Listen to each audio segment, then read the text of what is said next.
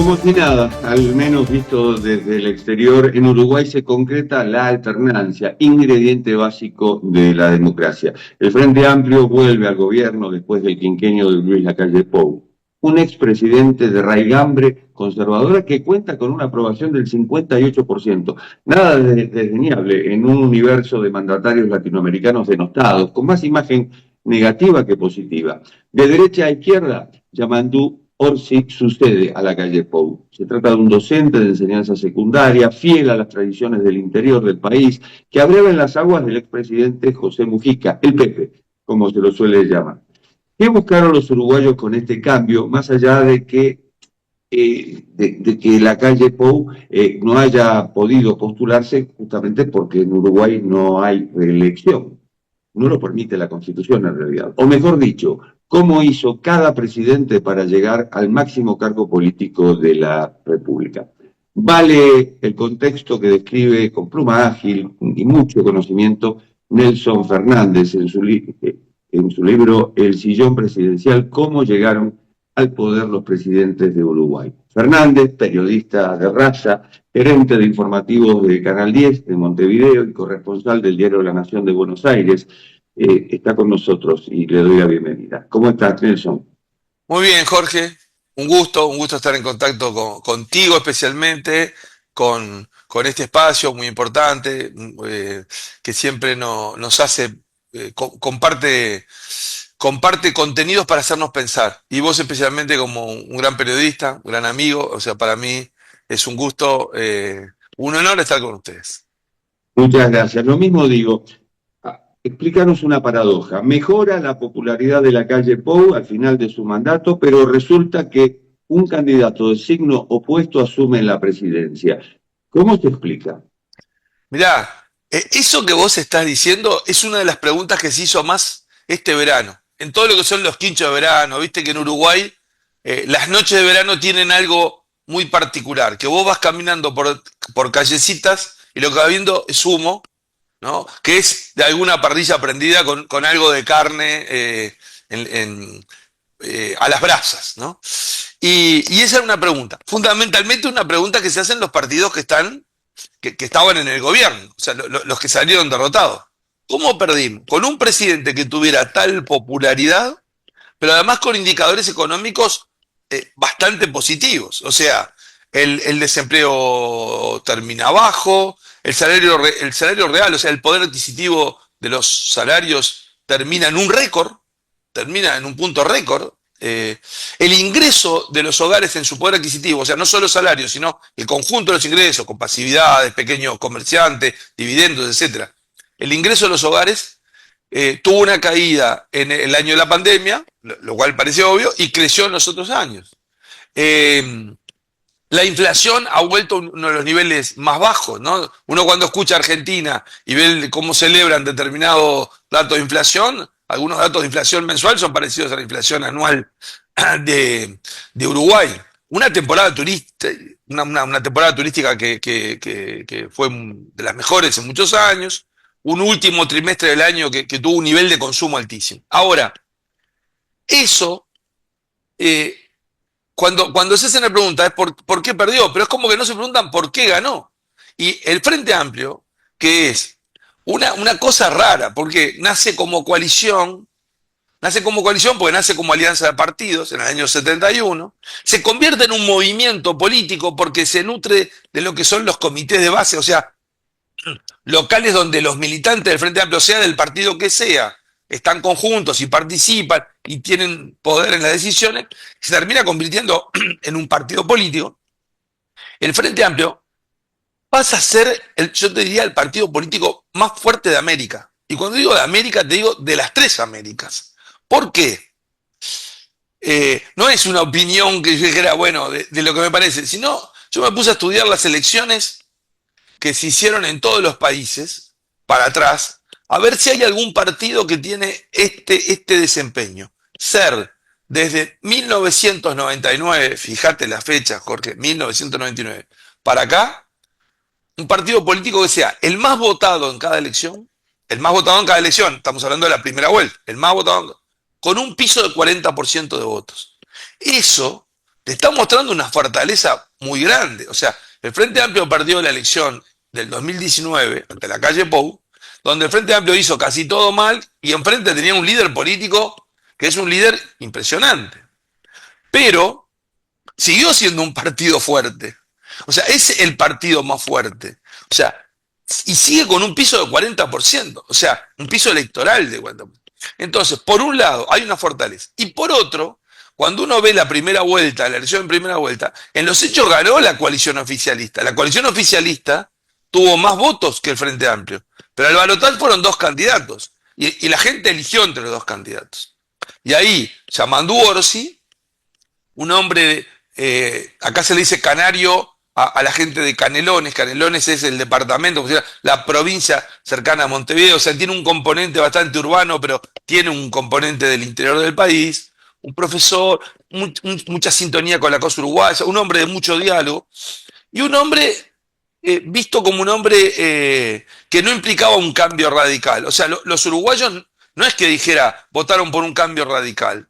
No, votaron para que las cosas siguieran más o menos como están. Y eso, que es difícil interpretar el voto, está demostrado en trabajo de opinión pública de un año y medio previo a las elecciones, que a la gente le preguntaban, ¿usted qué quiere? ¿Que siga todo como está? ¿Que siga como está con algún cambio pequeño? ¿Que cambie bastante? ¿Que cambie mucho? ¿Que cambie todo? Y el resultado de eso era que siga más o menos como está con algunos cambios.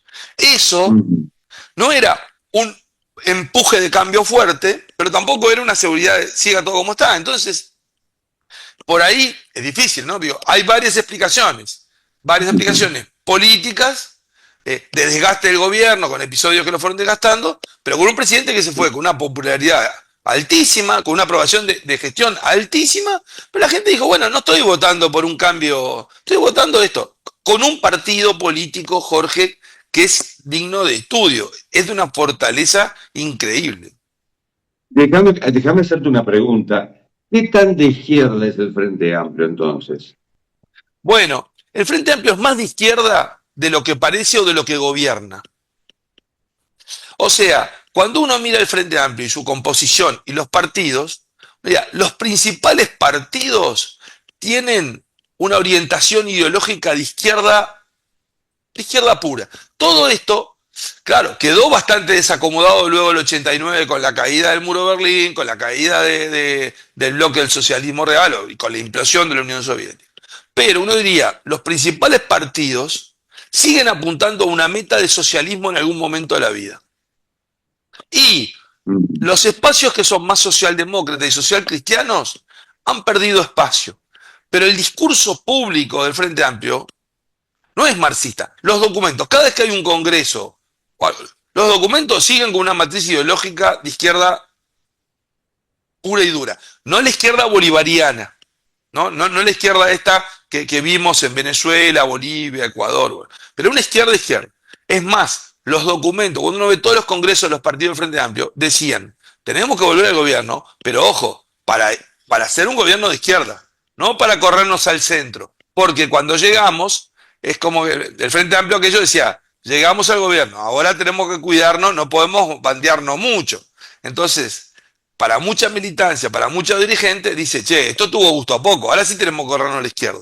Pero cada vez que llega la elección, los dirigentes leen estas mediciones que te digo. Entonces, estas encuestas de las que yo te hablo eran encuestas que tenía el comando político de Orsi, que decían, no quiero cambio brusco. Entonces, el discurso, uno ve el programa, uno ve los documentos, son más de izquierda. Cuando uno ve el discurso de un Orsi, y no te parece un hombre te parece un hombre de centro izquierda. Sin embargo, él integra. Es decir, Nelson, Sí. para ubicarlo, sería más parecido a Boric que a Petro y opuesto, digamos, a Maduro, Ortega y Díaz-Canel.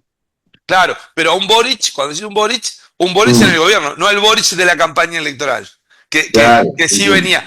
Porque el Frente Amplio chileno, Boric venía del Frente Amplio. El Frente Amplio adopta el nombre Frente Amplio, pero no era un Frente Amplio, era un frente acotado a los que pensaban más parecido.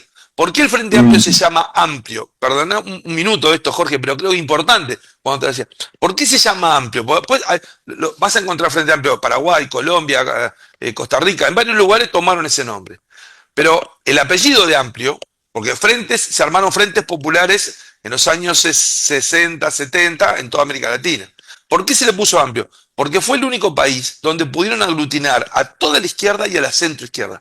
O sea, los dos creadores del Frente Amplio fundamentalmente fueron el Partido Comunista y la Democracia Cristiana, bajo el mismo lema. Eso fue lo que hizo ponerle el nombre amplio, que no era solo para vestirse con el nombre amplio, era amplio en serio. Y eso es lo que le permitió. Pero más allá de amplio, a ver, Partido Comunista, ponele ateo, y la democracia cristiana, cristiana. Es una mezcla rara. Bueno, no solo eso, vos fíjate que en el 2004 yo decía, es el frente más amplio de la historia, porque si vos mirás las listas, tenés comunistas, socialistas, trotskistas posadistas, maoístas, anarquistas, socialdemócratas, socialcristianos, demócratas cristianos, umbandistas, masones, o sea, artiguistas, indigenistas, movimientos LGTB, feministas,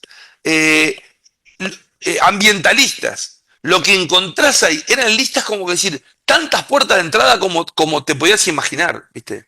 Es como un gran shopping electoral, pero un gran shopping electoral que además tiene, como dijera, es un shopping con la feria de la salada, ¿viste? O sea, es una cuestión muy fuerte.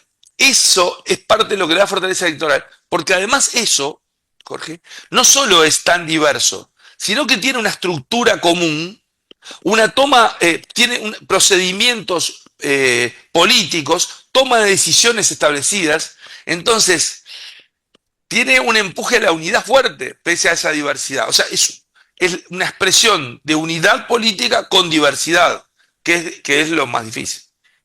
Nelson, dentro de las curiosidades de Uruguay, en la calle Pou planteó varias veces la posibilidad de un acuerdo de libre comercio con China, que también es como ir a las antípodas. ¿Qué postura tendrá Orsi frente al Mercosur, frente a Estados Unidos, frente a Brasil y frente a China también? ¿Cómo lo ves? Mira, esa es una pregunta buenísima, Jorge, porque vos mencionás? Luis Alberto Calle Pou es un liberal, ¿no? Su enfoque, eso lo puso muy a prueba con la pandemia, cuando él levantó la bandera de la libertad responsable. Mientras Argentina hacía cuarentena, acá decía la libertad, o sea, él manejó siempre el concepto liberal. Y, es decir, soy tan liberal que estoy dispuesto a hacer un tratado de libre comercio con China, que es un país comunista. Curiosamente, ¿cuál fue el otro antecedente de un presidente que quiso hacer un tratado de libre comercio? Tabaré Vázquez, que cuando llegó al gobierno integraba el Partido Socialista, que se define como marxista y leninista. Y lo quiso hacer con Estados Unidos. Y lo quiso hacer con Estados Unidos. O sea, esa es una particularidad muy especial. Ahora, lo que vos decís, Orsi integra el Movimiento de Liberación Nacional Tupamaros y el Movimiento de Participación Popular. Es un movimiento que nació en el año, se empezó a formar en el año 62, se terminó de conformar en el año 66 como una guerrilla, y bueno, y ahora se están cumpliendo 40 años de la vuelta a la democracia, que salieron presos y que hicieron un pronunciamiento de abandonar la lucha armada. Orsi no estuvo en esa época. Orsi se integra al movimiento en 1989, 1990, mucho después. Pero es alguien que no es un dirigente político con una formación ideológica fuerte. Es más un militante político que entra como un militante político de base, que era profesor de historia, que lo adjudican a trabajar en un departamento en el este, que vuelve y que básicamente su participación política estuvo en el gobierno de Canelones, el departamento de él, primero como una especie de jefe de gabinete durante 2 periodos y luego como intendente, o sea, como gobernador, ¿viste? Entonces, es más pragmático. Y además, tiene una particularidad muy importante, que hace a un gobierno inédito para Uruguay. Todos los presidentes de la Vuelta a la Democracia para acá fueron dirigentes políticos, líderes que armaron su estrategia y pelearon por ser presidente. En el caso de Yamandu Orsi, él no se levantó un día, dijo yo quiero ser presidente, o armó un grupo para hacer una estrategia y ser presidente. Él fue designado por su sector para decir, este es el hombre que vamos a promover a la presidencia. Entonces, él es un hombre más de consulta. No es el líder que llegó porque él se lo propuso, sino llega con un grupo. Entonces, todas esas cuestiones van a estar en conversación con el que pasa a ser el jefe de gabinete, que va a ser el hombre fuerte político de este gobierno, Alejandro Sánchez, conocido como Pacha, Alejandro Pacha Sánchez, que también es un hombre de 45 años, un hombre que entró a la política en el mismo momento que Yamandu Orsi, y fundamentalmente el ministro de Economía. El ministro de Economía, Gabriel Odone, es un hombre que vino del Partido Socialista, pero que es un liberal en materia un liberal en lo político, un liberal en lo económico, pero un hombre de corazón de izquierda. Un hombre que, o sea, es un hombre que se define de izquierda, pero que no tiene el discurso de lo que pueden tener los dirigentes políticos del Frente Amplio, generalmente en política económica. Es un hombre más de centro y más de libre mercado, de acuerdos comerciales, de responsabilidad fiscal, ¿viste? Y en el tema de acuerdos comerciales, lo que ha dicho es, hoy los TLC no están tan en oferta en el mundo, lo que sí tenemos que lograr es mayor inserción comercial. O sea, yo te diría que llega con el mismo discurso de decir, hay que buscar acuerdos comerciales con los que sea y que sea posible, pero en forma razonable. Un placer Nelson Fernández, verte, escucharte y por supuesto leer El Sillón Presidencial, cómo llegaron al poder los presidentes de Uruguay. Muchas gracias. Bueno, Jorge, muchas gracias a ustedes. El libro de cómo llegaron, creo que también habla, Uruguay está cumpliendo 40 años de democracia. El libro tiene un origen en cómo llegaron todos. Y como anécdota para cerrar esto y para, de alguna forma, reafirmar, no de cumplido, sino en los hechos, porque es cierto lo que es la hermandad rioplatense. El libro habla de cómo llegó cada uno de los presidentes al sillón presidencial. Y el primero que llegó, para evitar que este país naciera con un enfrentamiento duro entre los principales caudillos, se eligió, dijo, vamos a elegir mejor a un argentino. Para que no haya pelea, vamos a importar un presidente. O sea que esa es la primera elección de aquel Estado independiente. Fíjate la decisión. Vamos a importar un presidente para que venga. Y así es José Rondó. Hoy a nadie se le ocurriría importar un presidente de Argentina, obviamente. Pero digo esto para cerrar eso que en el fondo cuando dice el libro digo, qué especial, qué particular esta historia común que tenemos uruguayos, argentinos, rioplatenses.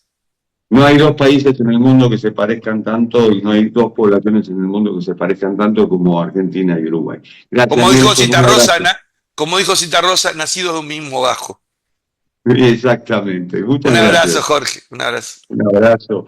Y esto ha sido Cuarto de Hora, el programa de Cadal TV que se retransmite por el canal E de Buenos Aires. Nos reencontramos en la próxima. Chao.